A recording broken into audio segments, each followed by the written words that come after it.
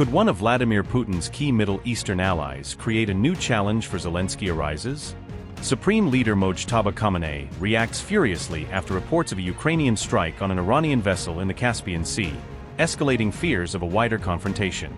Iran sends a powerful warning to Zelensky, claiming that Ukraine could now be within reach as threats intensify between the two sides.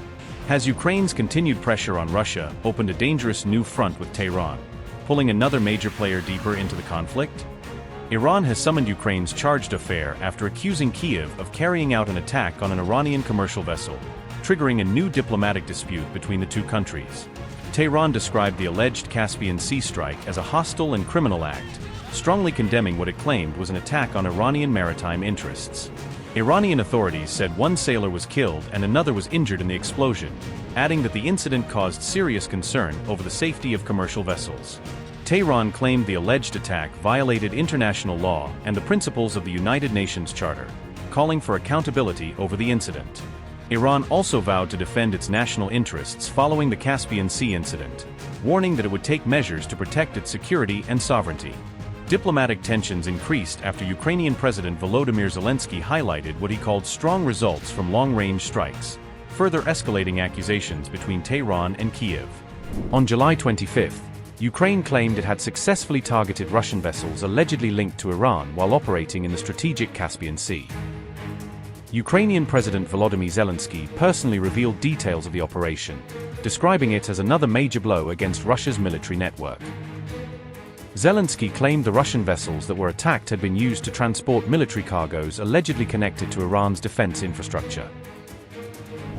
Zelensky said, and I quote, "Ukraine continues applying long-range sanctions in response to Russian strikes.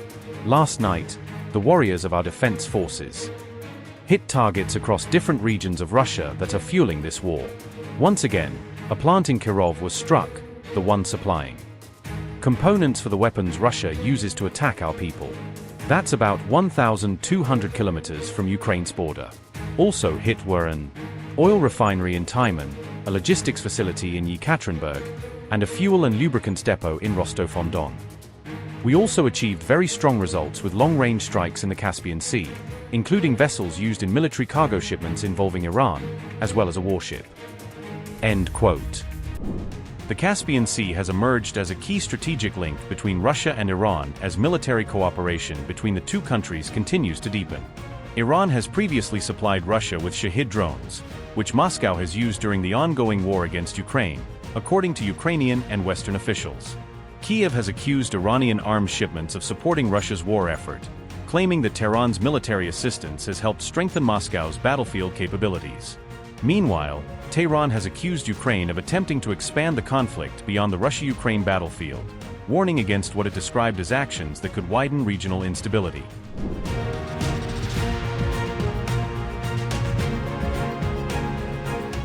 U.S. President Donald Trump recently warned Russia and China against supplying weapons to Iran, cautioning both countries against providing military support to Tehran. Trump said that any decision by Moscow or Beijing to arm Iran would be considered a very bad move for Russia and China, highlighting concerns over the wider regional impact. The U.S. president later said that Russian President Vladimir Putin had assured him that Moscow would not sell weapons to Iran. Trump added that he believed the Russian leader's assurance, despite the ongoing war in Ukraine and continued military cooperation between Russia and other countries. About Iran, what is the exit strategy? Well, I think there's a lot of them. There's a military exit where we just keep going just the way we are, and we can even make it a heavier dose, and it's knocking out everything they have. Or there's a smarter strategy, and that's you make a deal, and they want to make a deal. I just don't think they're ready yet, but they do want to make a deal. Sometimes they don't want to say they want to make a deal. They want to be the tough guys, but they do want to make a deal. There's two ways. I mean, it's you can just keep doing exactly what we're doing and take them apart piece by piece. We can do it in a more rapid fashion, which we might do, or we can negotiate with them, which we're also doing right now. I mean, as we speak, we're talking to them. And you said today that Russia and China are not helping. Earlier this week, the War Secretary Hegseth said that they are enabling. So what is the difference? Well, I don't know that they're enabling. I mean, I will tell you that President Xi said he will not partake, and President Putin said the same thing. I think, I trust them. They've had a long-term relationship. There could be some things they do, but thus far, at least, it has not been major. I don't think they'd want to have me disappointed. Follow up on Iran. Have you made a decision about the major strikes that you No, were referring I to? haven't. Okay. Should we expect to see major strikes? Look, this we're weekend? talking to them right now. I think they're getting more and more serious as the days go by, for maybe the obvious reason. But we are talking to them right now. We'll see. Look, there are two ways. I consider that the smarter way, but the other is probably the easier way, doing what we're doing. And we can take that to a much higher level if we want to. We're prepared to do that, as you know. We're locked and loaded.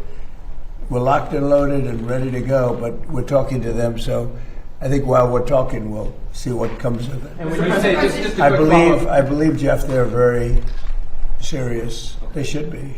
And when you We're say very that serious. you're talking, is it Mr. Kushner or Mr. Witkoff, or who's involved in those talks? Sort of everybody. JD and Marco and a lot of people are talking to.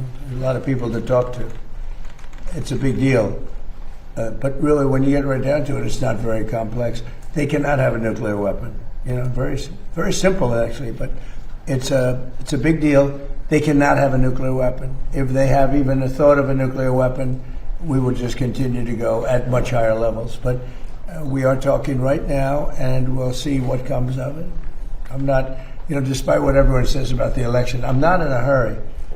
I'm not in a hurry. We have to do it right. Elections take care of themselves. When when I went into Venezuela, everybody was against it. Oh, what are you doing going into Venezuela? And then 2 days later, they said, "Wow, that's fantastic." A lot of people are saying that with Iran already, because it would take them 25 years to rebuild already from what they have. And again, as you know, no Navy, no Air Force, no anti-aircraft, no radar, no nothing. I mean, and we, as you know, we just reinstituted the I guess you could go, I call it the iron wall on the water. Nothing gets through. Nothing. Blockade. Nothing gets through. And they sort of have to make a deal. But we are talking to them. I think they're being serious. I think they are being by far the most serious that we've seen them. But that doesn't mean we get there. We'll see what happens. But I always prefer that alternative.